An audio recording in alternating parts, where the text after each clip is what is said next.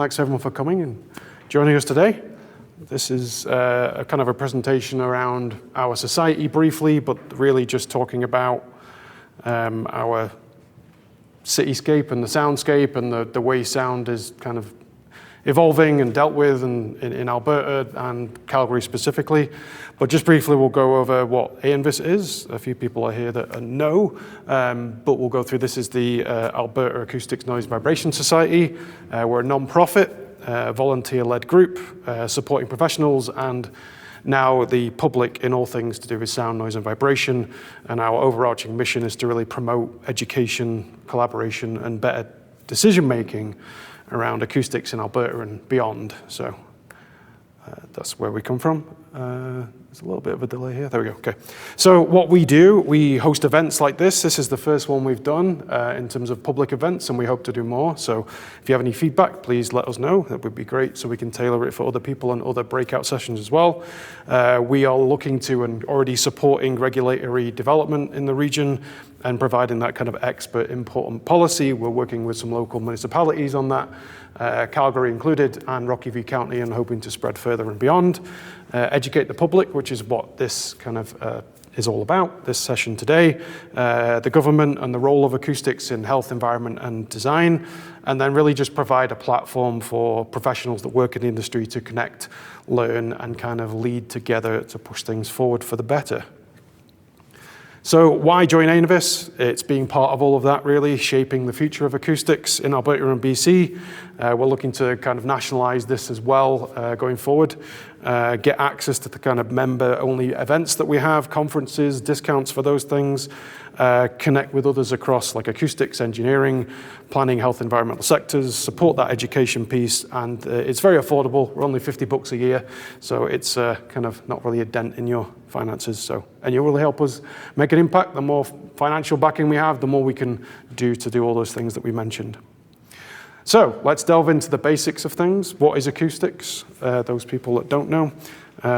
Acoustics is the science of sound and its principles, how it's created, how it travels, how it interacts with the environments, and most importantly, really, when I think about it, is how it is experienced by either ourselves, wildlife, and even extraterrestrials, I guess. So it helps us understand everything from why rooms kind of echo, like in this room, you can hear like a horrible sound in here, but we get right down to how whales might communicate in the water as well. So acoustics plays that role in all across that different spectrum in public health, design, planning, communication, wildlife protection even more so, and culture especially in this country, I would say. So the branches of acoustics that I like to think about are three: environmental acoustics, room acoustics / architectural acoustics, and underwater kind of aspects of acoustics. There are lots of subdivisions within those upper brackets of things. It's, you know, we all know that sound can be in anything you can think of, really, but acoustics splits into those three in my mind. So environmental acoustics is really anything outside, the kind that affects communities. Examples of this that you might think of is road traffic, trains, construction, industrial kind of operations around any manufacturing facilities, for example. Aircraft, wind turbines are things that come to mind for the public more generally, but it can be anything in that kind of realm. Environmental propagation itself is about how kind of sound spreads across open spaces, how it is affected by buildings, the terrain, and weather as well in that environment. So we use this most commonly, I'd say, in that kind of planning and permitting world, where we're trying to minimize the impacts of something on the people and the wildlife.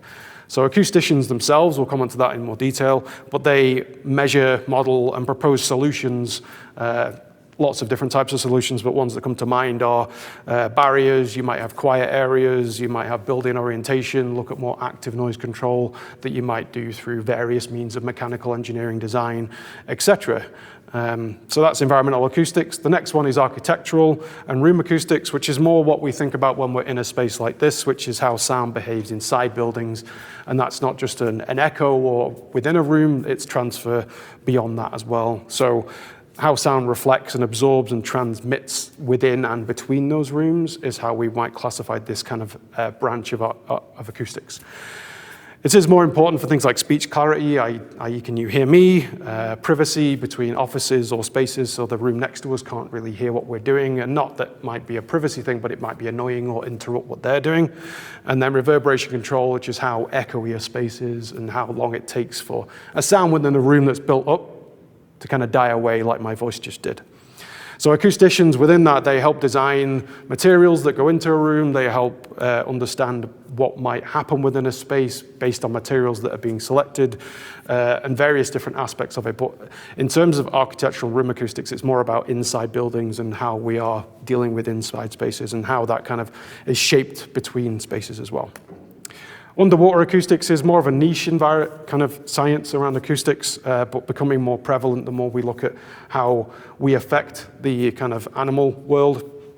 And so sound travels a lot faster in water and a lot further, and it's critical in terms of how it sounds within the water, within the ocean, in terms of how animals can live and navigate and talk to each other. Talk is a loose term there, but it's definitely important for monitoring the effects of shipping, underwater construction, designing sonar systems, studying ecosystems and protecting them kind of endangered species. And acousticians in this field often work with marine biologists. We have a biologist here who works in AANViS previously, and conservation groups that really help protect those mammals so they can go about their day-to-day business. So what do acousticians actually do? So I'm an acoustician. We work across all kinds of different projects. This might be buildings, working in a city, working on infrastructure, working in terms of impacts to humans, to wildlife, even entertainment. We've got Stampede coming up, which is something we'll talk about shortly.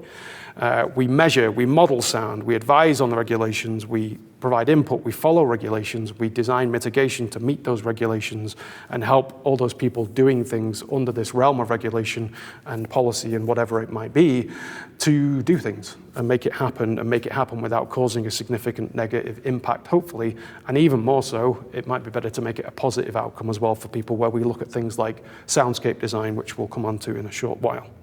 And then what we really find ourselves doing most is translating a lot of this complex stuff that sounds quite simple potentially to acousticians, but we translate it from a complex scenario into a solution. How do we make this actually improve? How do we help you build this thing you wanted to build? How do we make cities function? All these sorts of things to help clients, communities, and governments to navigate all of this stuff. So let's go through in a brief kind of acoustics 101 here. So what is sound? So sound is a vibration that travels through a medium like air. We talked about water as well earlier. It can travel through anything, travel through this desk, it can travel through the floor, all sorts of things. But we most think of sound in terms of how we might hear it as traveling through the air. So it starts with a source, like a hand clap, a bird might tweet, an engine, a power plant, a car passing by, a train. And these vibrations are called sound waves, and they basically transmit through the air, reach our ears, the brain does something, and together that turns into kind of vibrations, those vibrations into what we perceive as sound. That's a basic explanation of what it is. We can break that out a little bit more in terms of three main things that I think about, which is frequency, amplitude, which you can think of as volume, and time. So frequency, you might have heard of the term hertz, which is how much things kind of vary with time and oscillate. So we measure sound in hertz in terms of a frequency domain, which is like when you think of your hi-fi system going from low frequency to high frequency, using the bass and treble dials, that's what frequency is kind of loosely tied to. So low frequency is more like a rumble or a bass guitar, which might come from a big heavy engine truck. Thunder is a big kind of low frequency sound source. And high frequency is more like, really ear-piercing, like alarms, birds tweeting, that kind of upper register of things that are a bit more like high-frequency whistles and that sort of thing. So once we've kind of looked at what frequency a sound might be, the amplitude is probably the next thing you might think of, which is essentially how much volume it has. We don't talk of things in terms of loudness, because loudness is a bit more perceptive in terms of, and subjective as to how people perceive that differently. But in terms of amplitude, when we think of measuring things with a microphone or a decibel, which we'll come on to later, loudness is really what you think of, and amplitude itself. So the bigger the amplitude of a sound, or a pressure, which is the sound pressure if you like, the louder the sound will be perceived and the higher the volume. So sound pressure level can rise and fall depending on the source and the environment. There's lots of factors to influence, but we're just going through the basics here. And so the third one that I think about is that kind of time or temporal variation of things. So over time, sound can vary in all sorts of different ways. You know, a sound that might spike suddenly and then repeat and then be irregular, a slamming door and a barking dog, is much more disruptive and feels like different and sounds different in terms of volume change than a steady hum from a power plant or an engine that's idling outside. So all that is kind of like happening over time. So we can't just take a snapshot with sound typically. It's kind of that varying kind of stuff that happens. Our ears and brain kind of react differently to different types of stimulus over time. So whether it's continuous, intermittent, impulsive, all those sorts of things, makes us react and feel differently with those types of sounds, which is actually the most important part of what we do as acousticians and people that work in this industry. So the time of day also matters. We might not think too much about this, but if you've got a noise that's happening at daytime, during the nighttime, during the evening, during time periods where you're wanting to rest during a stat holiday or Christmas period or vacation, whatever you want to look at, in terms of that period, that can change how something is perceived in terms of a sound level across those different periods. So the same sound can be much more disturbing at night, even though it's the same level. So those three things are really what come to play. In terms of how sound is measured, it's nothing really game-changing. You've heard of the term before. It's decibels. And when we think of human reaction and how we quantify in terms of a human response, we use the term A-weighting, which essentially is how we weight the sound level that comes as a voltage from the microphone in the sound level meter that we would take the reading with, and we weight that to make it represent how we would perceive things more through our auditory system. Logarithms, we could go on about that for hours and hours. This is something we might have picked up at like college or university, where you might understand the logarithmic scales and log tables from those people who are a bit older. But in terms of how that works, small numbers mean a lot, basically. So 10 decibels, an increase in sound roughly is twice as loud to us in the human ear, basically. So it's not just one number. We look at sound over time. So we need to make sure that we're measuring the decibel and we're looking at that, what that looks like in terms of amplitude, but then we look at how long that happens for, what the frequency content is. And then that comes into one of the most commonly used metrics for describing sound, which is the equivalent continuous sound level, which is LEQ, which we call it in the trade. So this is the average, essentially, over time, and the ear tends to correlate quite strongly with average kind of sound levels. That's why it's historically been used, but there are other ones that I'll briefly come on to that have more use, maybe in different parts of the world, et cetera. So this metric is commonly used over an hour or 24 hours or various different types of periods, wherever you might be assessing this or looking at this noise. Really depends on the context. So this is the metric that we typically use more commonly. There are other ones that we can think of, which is Lmax, which is the maximum sound level. So this is the loudest sound recorded during a period in kind of layman's loose terms. And then sharp intrusions like bangs and alarms and truck brakes, like an LEQ average level might not quantify that as well as using different kind of metrics to describe that. Lmin is the opposite of that, which is the minimum sound level in that period that we might have measured over time. L90 and other metrics like that, which are percentile, what we call them, which is statistically averaged sound levels, which is essentially how much that sound level is exceeded over a percentage of time, which is L90, for example, is more like takes away some of the peaks and troughs of an LEQ a bit more and makes it feel a bit more like a background kind of underlying sound level. So we might use that to quantify in a very coarse terms what the sound is like without a relatively active sound source happening. And we have other metrics here, which we won't go into too much detail, but L50, L10, the lower number there means typically it's a higher sound level that we're looking at, and then as we go higher in number, we end up having lower levels because it's for more time that we're using. So how is sound measured? So time period, we talked about that a little bit, but it really, what acceptable in terms of time period depends on what we're looking at in terms of the context of the time. So is this a residential area? Is it an industrial area? Is it daytime? Is it nighttime? Is it urban? Is it rural? And baseline, which is basically, is this with or without the sound source? So a baseline is looking at what is the existing current scenario in terms of how things sound in the area, and then the project impact might be that difference between what it is now and what it is predicted to be or is after it's been built. So the context on time period really matters, and you need to really select this appropriately depending on what your local jurisdictions or regional rules are, but also there's best practice around what that looks like in terms of the different receptor types that we're looking at here. Measurement tools are quite simple, sound level meters, and then we calibrate that using a reference tone that we stick on top of the microphone, and then we know that that sound level is a certain decibel level, so then we know to make sure that that instrument is working. And then with this sound level meter system, they can be very simple, they can be very complicated. We can dial into them on a cell network, we can access them remotely, or we can just have them handheld local devices that we just read off a screen.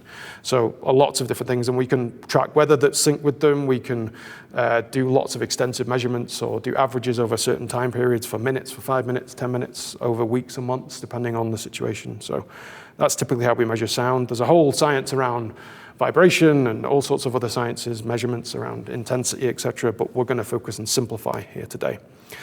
So one thing that you might hear a little bit is this interchanged notion of sound and noise. So there's a definite difference between the two, and it's quite a simple difference. So noise is essentially when that sound that you're listening to or perceiving is not what you want. Noise is basically an unwanted sound or something disruptive. So the context kind of matters. So the best way I can think of this is you might get a sound level reading for so many decibels of your neighbor having a really good party next door, but what happens is that you subjectively get annoyed by that because it's at 2 a.m. But if it was 2 p.m., it might not be as annoying. So the noise really comes into it when you apply an opinion about that sound, essentially. So it can be volume, frequency, duration, and the timing can all play a role here. But noise is definitely a subjective thing where I think of it as one person's music, like classical music, you may love, but the next person might really hate it. And they say same for metal music or rock music or whatever it might be. So that's a simple thing. It's the same with any kind of noise spectrum and sound. There are some commonalities, though, where we all tend to generally find construction noise quite annoying. So let's focus on Calgary a little bit. So Calgary's acoustics environment, or soundscape as it's kind of commonly becoming more known as, is a complex mix. We live here, we experience it, but it's infrastructure, it's activity, it's design, it's change, it's population growth. What you hear depends on where you're at in the city. And sound isn't just background, it really shapes how we feel, we focus, we sleep, and we interact with our surroundings. It's really complex, and we often don't think about what it's doing to us. But Calgary is a very complicated city. I've been here 7 years now, and I even get surprised by certain things going, wow, that's new, or that's loud, or this is quiet, this is relaxing, even just little pockets of the city. So it's quite varying across the place. So being here for a few years, the way I would describe it, and I'd love to hear your thoughts afterwards, but downtown, I think commercial, local traffic, waste collection, HVAC units, those kind of ventilation, AC units, construction sites when they're operational, entertainment venues, we all know how they feel on certain times of the year, restaurants, nightlife. We move into things like rail corridors where we've got Canadian Pacific and National running right through the center of the city. Freight trains run through that core, and near all kind of rail lines you'll get this same effect. There's horns going off, there's coupling impacts, which containers moving around, wheel noise, and they can be at any time in the day, but they are late at night as well, so they can be quite annoying, and you hear them. You might enjoy them, I don't know. If you do, let me know how that's possible. So As you move out from the center of the city, though, you will get a bit of rail more, depending on the location, but you'll start to get more noise from major highways, like Deerfoot, Stony Trail. They tend to dominate most of the city, depending on when you're local to them. And you'll get more increasing influence from large roads and kind of arterial traffic, rather than the local kind of movements. You'll still get them in suburbs where you're screened from roads, etc., but you'll get more of that stuff. And then as you get further out, you might get more substantial power infrastructure as well, substations, etc., that might start to play a field. You'll get some local traffic or that might cause an issue nearer to suburbs, etc., but tends to be more busy highways, etc., and then railway and light rail transit as well as they kind of move out there. So there's a big noise source in the city as well, which is the Calgary airport. That's kind of localized depending on what the weather conditions are doing. So you've got flight paths that change, different directions of wind, etc. So as you get near to it, you'll get more of that kind of ground noise that from planes landing, taking off, etc. And as you move further away, you'll get more of that flyover kind of noise that comes through, especially more focused in that northeast and north central kind of neighborhoods. And across the city, there's the LRT substations, AC units that kind of could be anywhere. So this is a high level summary of what I perceive to hear and talking to a few other people. So it's an interesting city, not too uncommon, but I find there's a temporal element to this, the time factor, that when we hit a certain time on typical days, the noise can really go down depending on the day we're looking at. So it's a really complicated place. It's not like a constant home all the time. It's up and down, quite changeable and seasonal as well, with the snow and the factors that can play in as well. So Calgary's design kind of influences how sound travels and experience. It's not just about the sources. There's wide roads, low density areas, faster traffic, slower traffic. Where there's areas of faster traffic, there's going to be more tire and engine noise. And then as you get to like more local areas, you might get more horns from angry drivers beeping pedestrians out the way, etc. So there's lots of different factors that play here. There's hard materials and spacing between buildings, that will reflect and amplify sound, just like in here where it's amplifying sound from my speech. Outside, you will get elements of that where sound will reflect off buildings, etc. But in the same way, you'll get natural buffers from that as well, like trees or berms will start to play a part there where they trees will mask sound in windy conditions. They won't necessarily do a lot to reduce sound in terms of the physical entity of them, but berms and fences and barriers, etc., will do more of that stuff.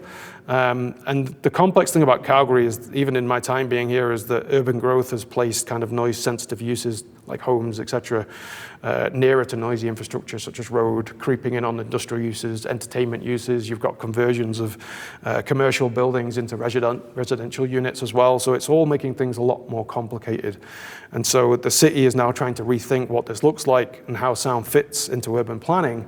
And we're trying to help them through that process as well. So it's not just as a nuisance, but we have to design it into the city, because if we don't, it'll just happen and we'll just live with it, and that's not really a good thing to do. So let's move on to Stampede.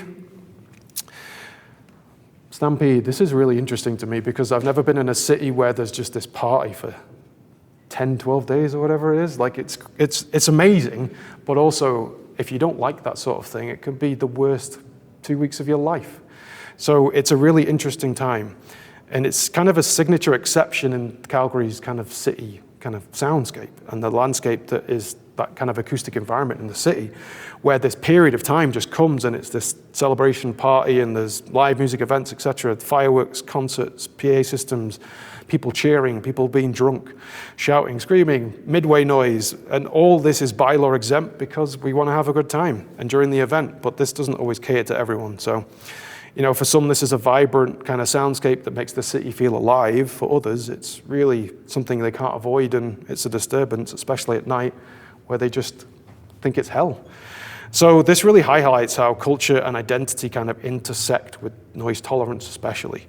And this is really interesting to me as kind of a newcomer and as an acoustician to watch this kind of unfolding. I'm generally a partaker of it, but I also live in the south, so I can come and go. But those people that live in this area, I can see it can be tricky. So I borrowed from a friend of mine, Ben, who's here as well. He wrote an interesting article about managing noise from Stampede. whether you're a resident or even as a person that loves making a bit of noise during Stampede. So if you're out exploring and doing live events, you want to use earplugs or noise-canceling headphones, especially at night, and this might help you sleep in your house. It's a temporary thing to just wear them, and it'll just take the edge off. Play white noise or get some rainfall sounds to help mask outside noise. Close windows, stay in rooms that face away from the event, or even, it seems a bit obvious, but plan an evening out or a quick trip somewhere quieter during this period. That's going to cost you a bit of money, but it might be worth just removing yourself from the situation. So, or embrace it, enjoy the fun.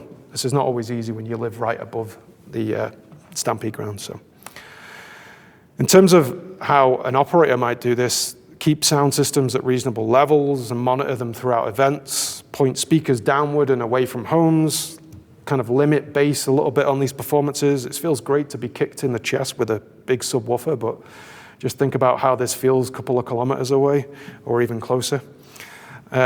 Use noise barriers, temporary stuff, curtains, tents, even hay bales can help to an extent. Close doors, reduce gaps, add soft stuff to absorb the sound. Post signs, keeping guests, informed to make sure that they know to keep noise down. It might not help, but at least you're trying, especially when arriving and most definitely when they are leaving. Schedule events to kind of avoid late night disturbances. If you can do them at a different time during the daytime, people are less sensitive and less likely to be at home listening to these things. And if you are an organizer, talk to nearby residents in advance, give them free tickets, try and include them. They might tell you to go away, but at least you're trying to involve them and trying to give them something to appease the problem. And then train your staff to be aware of this stuff. The more educated they are and the more they're aware, that can actually go a long way towards reducing some of this stuff. So who regulates sound in Alberta? Let's go through that now briefly. So there's a couple of main bodies that do this: the Alberta Energy Regulator and the Utilities Commission. There is some history of alignment and collaboration and then not collaborating, and there's some interesting articles about the history of those things, but essentially they've kind of come from the same kind of thought process. So I've outlaid both on the screen here, but essentially they both kind of follow similar things, but they just cover different types of operations and industries. So the energy regulator, as you would think, is noise from oil and gas operations. It sets limits on how loud a facility can be near homes, and gets down to around 40 decibels. It could go lower, but I don't see that much in practice because that's on an assumed ambient sound level baseline of 35 decibels. So essentially that's saying that the sound level can be 5 decibels above, which isn't a bad rule of thumb for impact. It just doesn't include any kind of characterization of subjective annoyance factors, etc., like that too much. There's a bit on low frequency noise, but it's only really when there's a complaint. It's not too proactive. So adjustments are kind of made for denser areas or proximity to road and industry, which can take that criteria up higher, so it relaxes it essentially for you as an operator or makes it less stringent, but it's meant to go along with the design in terms of appropriateness, in terms of the existing sound levels that might be in the area to make that so you're not making it too stringent and too unrealistic. So operators must do noise assessments typically before construction. Monitoring isn't always required, sometimes is requested and is done in very key situations, so it is encouraged. And then the Utility Commission's piece is a very similar regulation, which is the Rule 12 document. This oversees more things like wind farms, solar power, anything that kind of connects substations, etc., which is more electric kind of base, electricity type stuff. Same basis as the AER Directive 38, which I forgot to put on there, but projects must demonstrate compliance before receiving approval typically. So the post-construction sound testing is required for wind farms a bit more. So it depends on how the regulator's feeling about the project, and I've seen a bit of a variance in how that's all treated. So they're the two overarching ones that are very similar. And when bring it back a bit closer to home is the City of Calgary noise bylaw, which is covering noise like construction, music, traffic, business activity, and just generally being a good neighbor. Construction doesn't have any noise limits per se. It's more time-based, which has its own challenges as well. But yeah, that's how we kind of cover that stuff. It's complaint-based. Typically, officers are investigating noise that is unreasonable outside permitted hours. Certain events like Calgary Stampede are exempt, etc. As we dig further afield, this isn't really regulation, but there are some other guideline documents that can kind of cover this as well. So Transport Canada has railway noise guidelines in essence under them, and it offers guidance for managing noise from freight and passenger rail, and it's to help deal with that conflict between rail and residential development, which helps with setbacks, berms, noise barriers, and developments near rail lines and what they should do. It's not enforceable, but it's referenced in dispute or proactive nature if you're building near to a railway line. Typically that's being requested now. And it encourages that kind of collaboration between developers. Thinking a bit more internally for room acoustics, Alberta Infrastructure has the TDR Volume 8, which is helping provide design criteria and recommendations for buildings like schools, healthcare facilities, which sets criteria based on how those rooms and buildings should function and operate based on acoustic criteria for sound isolation, acoustics, in terms of the quality of it and background noise. So it kind of goes beyond building code minimums, which we have as well, to support learning, healing, and comfort as well. So the reality of enforcing things like the bylaw is most noise enforcement in Calgary is reactive.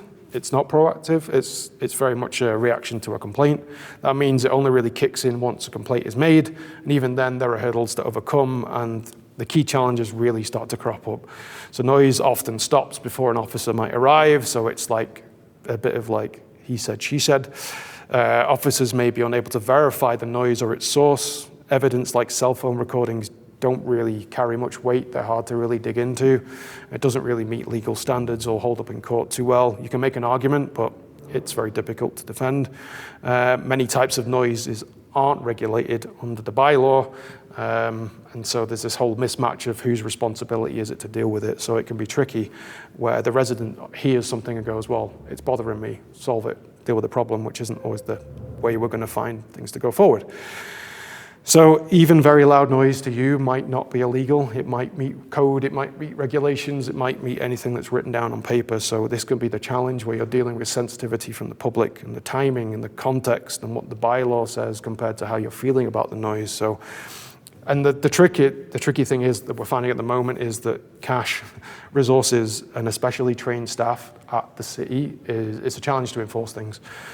So they can rely on consultants a bit more, but this can be expensive as well.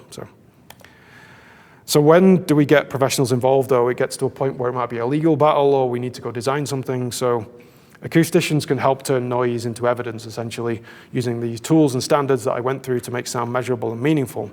So what do? We use the calibrated equipment that I talked about. We compare results from things we've measured against limits or industry standards. We write reports that go to municipalities and help them make informed decisions, or courts or developers. We recommend anything that could be done, operational adjustments, noise control, mitigation standards, and strategies. We're often called in for disputes between neighbors and condo residents, although we tend to shy away a bit from this because it gets a bit complicated and there's lots of money involved to do those sorts of things, because as soon as you start going into legal cases, which those can easily turn into, they can get very expensive. But we do get involved in them. I find them quite fun because they're quite challenging, but it's not great to be around people that are exposed and dealing with those situations. So it's nice to be a helping hand. Pre-construction sound modeling, and we might investigate ongoing noise issues in homes, offices, or industrial settings for a client or an operator to come in and solve the problem for them because they're either getting complaints, they want to resolve it, or be a good neighbor, essentially. So we tend to be involved when it's a proactive approach or a complaint. So what makes a good soundscape? A good soundscape isn't about total silence. We want activity, we crave it, we enjoy the sounds of things, we like things to sound natural. It's about balance, and it's the difference between a space that feels comfortable and one that feels chaotic to me and uncomfortable. So the key ideas is not all sound is bad. Natural sounds, soft voices, there's a big push for ASMR right now with people liking the sounds of soft voices, etc. Gentle music, rain noise, waterfalls, etc. They can add to comfort.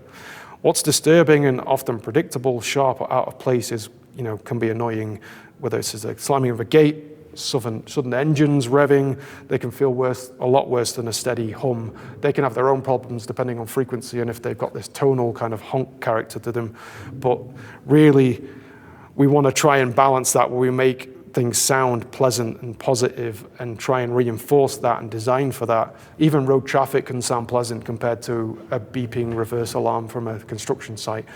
So we can balance that all for proactive design, etc. So as we look at what a good soundscape should be, we can start to look at what design is. So in a home, we can start to look at carpets or curtains or quiet appliances. In offices, we might look at sound-absorbing panels and quieter HVAC systems to make it more livable for offices. The soundscape doesn't necessarily have to be outside.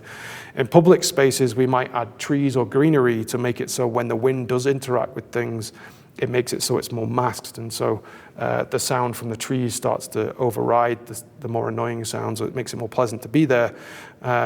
In terms of things like fountains or just even a layout of where we put sensitive benches or things that might be where people might congregate, is that screened more from the road or from this annoying HVAC unit? So the more we think strategically about how things sound rather than just a sound level, that makes things better. But we also need to make sure we're factoring in culture as well, like sounds like church bells. People like the sound of that. Powwows and where they might take place, or community events. They're not noise, they're part of a culture and an identity. So we need to make sure that all fits in as part of the piece. So this all sounds great, Dan, but it sounds incredibly complicated. But a good soundscape is one that fits in its environment functionally, emotionally, and culturally. And that's how I like to kind of wrap that soundscape up.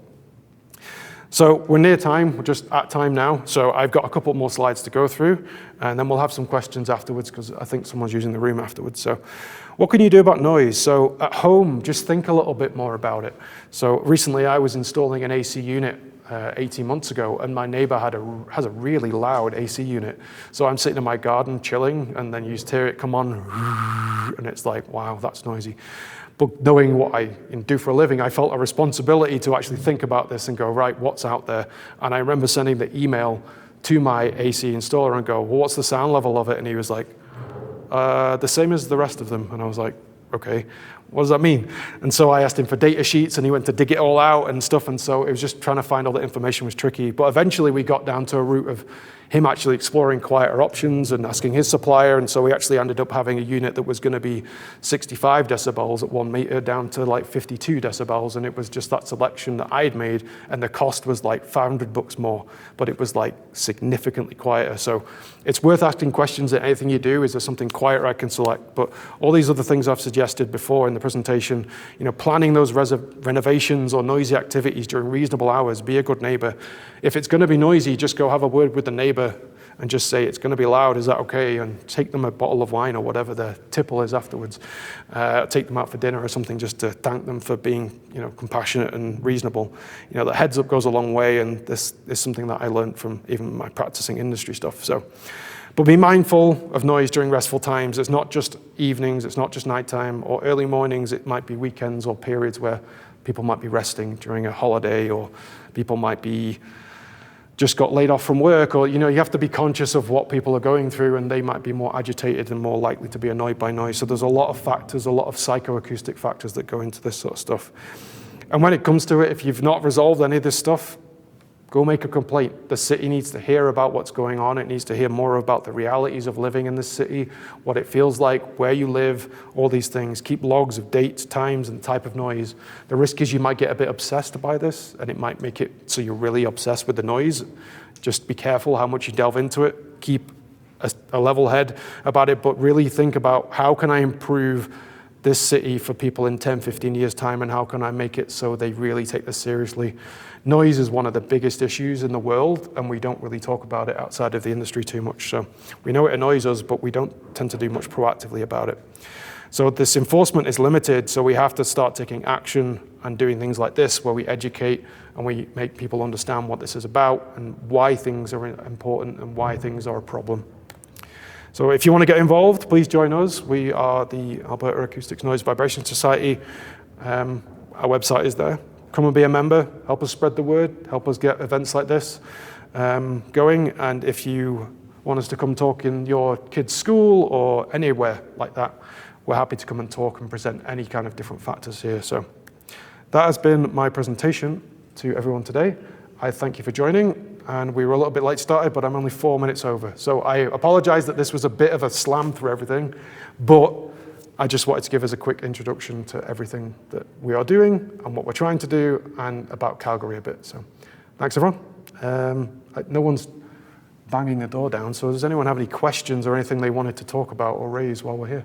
Yeah, I got a great presentation, Dan. Thanks for doing that. And I really like the part about like connecting sound is something that's measurable, and there's a lot of different ways to measure it. It's certainly true.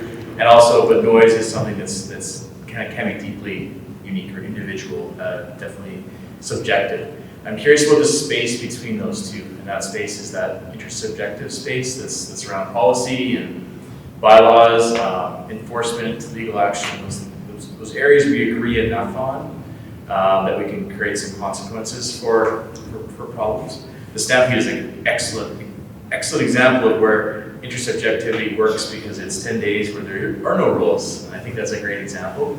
What's missing in Calgary with respect to, actually, I think the first question is, I think you've got some great international experience.